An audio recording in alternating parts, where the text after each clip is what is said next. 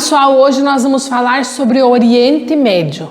Mas antes de nós vermos as características mais econômicas e políticas do Oriente Médio, vamos localizar o Oriente Médio. Observe lá este mapa. Este mapa, nós vamos ver que existe uma regionalização. O que é regionalização? É uma divisão do Oriente Médio de acordo com a visão eurocêntrica. Olha, eu coloquei aqui, ó, eurocêntrica. O que é eurocentrismo? A Europa como centro do mundo. E nessa visão eurocêntrica, nós vamos ter lá uma divisão. Olha só, essa região aqui, que antes formava a União Soviética, deu origem ao que nós chamamos de Oriente Próximo. São os países do leste. Olha só, leste europeu. Continuando nessa regionalização, nós vamos ter aqui embaixo os países que nós chamamos de Oriente Médio. E são esses países que nós vamos estudar hoje.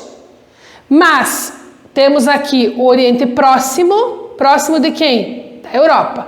Oriente Médio, que está aqui. E todo o restante da Ásia nós vamos chamar de Extremo Oriente. Então, de acordo com a divisão, a regionalização eurocêntrica, a Ásia é dividida em Oriente Próximo, Oriente Médio e Extremo Oriente, certo? Além disso, nós vamos ter a regionalização apenas do continente asiático. Observem lá, somente do continente asiático nós vamos ter a Ásia Setentrional, Central, o Extremo Oriente é só esse pedacinho aqui, Ásia Meridional, que quer dizer Ásia Sul, Sudeste Asiático e aqui o Oriente Médio. O Oriente Médio também chamado de Ásia Ocidental. Por quê? Porque está mais próxima do Ocidente. Joia! O Oriente Médio é considerado uma região estratégica. Por quê? Porque é uma região de ligação entre Europa, Ásia e África. Em alguns lugares vocês podem encontrar chamando Eurásia. Por quê? A Europa e a Ásia não existe limite delas. É claro que os montes Urais é um aspecto físico, né? Então os montes Urais dividem a Ásia da Europa, mas não existe um oceano que separe, nenhum mar que separe os dois continentes. Por isso eles formam um único bloco de terra, chamado de Eurásia. O Oriente Médio é uma região estratégica, como eu falei, de acordo com os termos econômicos e políticos. Possui as maiores jazidas de petróleo do mundo e a população é mais ou menos de 350 milhões de habitantes e a maioria deles são árabes. Nós vamos ver que esses árabes, um pouquinho mais para frente, causaram alguns conflitos muito conhecidos. Aspectos naturais do Oriente Médio. O relevo é formado por planaltos e planícies. Esses planaltos circundam as montanhas e as planícies no litoral, certo? Clima predominante, clima árido e semiárido. Esse clima vai influenciar na forma como a população se distribui no território, uma vez que a disponibilidade de água é bastante restrita. Então, se nós temos no Oriente Médio climas áridos e semiáridos, a população vai se desenvolver próximo aos rios e próximo ao litoral, porque é onde eles vão ter maior acesso à água. E falando em acesso à água, nós temos que saber que a região do Oriente Médio passa por uma escassez hídrica, que é o que? A falta de água. É uma das regiões que tem o maior número de países em situações de estresse hídrico. Quer dizer que a demanda, que a necessidade de água é muito maior do que a oferta. Grande parte da água é retirada dos aquíferos, que são reservatórios de água subterrâneo, mais profundos, e usados na irrigação, que compromete o abastecimento doméstico. Por quê? A agricultura no mundo inteiro é a atividade econômica que mais utiliza água. Então, lá no Oriente Médio, ele já tem a falta de água E além disso, a água que eles têm é utilizada no quê? Na agricultura. Então falta para a população. Como eu já disse, tem uma abundância em petróleo. Os países do Golfo Pérsico fornecem 1/3 de todo o petróleo consumido no planeta. E a região concentra 48% das reservas petrolíferas do mundo. Por esse motivo, a região do Oriente Médio é aquela mais atacada em termos de petróleo. Como assim?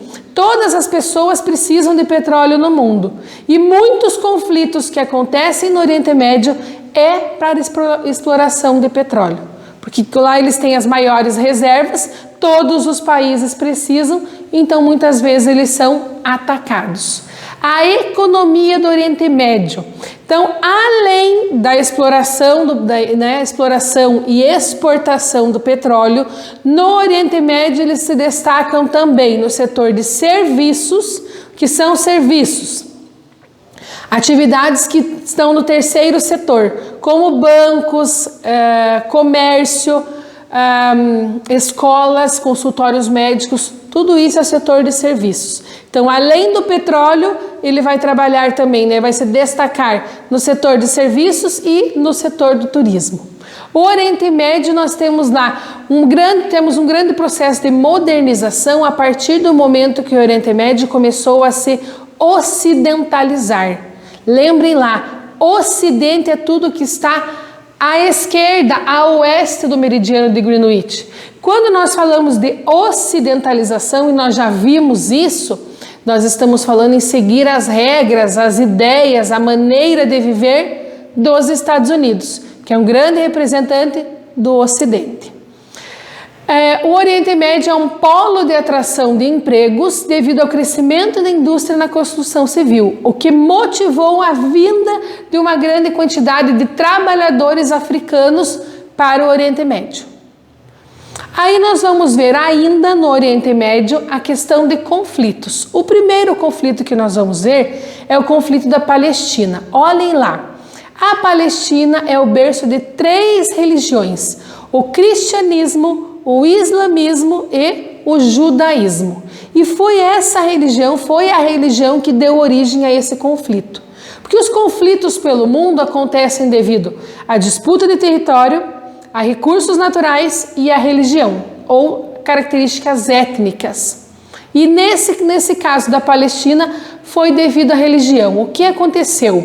Em 1947, a ONU dividiu o território da Palestina.